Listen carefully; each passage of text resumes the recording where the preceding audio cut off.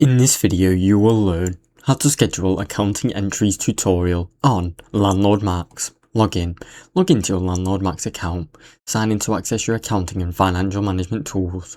Open the accounting or transactions section. Navigate to where your financial entries or recurring transactions are managed. Select scheduled entries or reoccurring transaction. Choose the option to create or manage automated accounting entries. Click add new. Add new scheduled entry. Start creating a new, reoccurring income or expense transaction. Enter the transaction details and frequency. Fill in the amount, category, property and schedule. This could be weekly, monthly or yearly. Save and activate the scheduled entry. Confirm your settings so the entry runs automatically on your schedule. Now you know how to schedule accounting entries in LandlordMax. Thanks for watching. Don't forget to like and subscribe.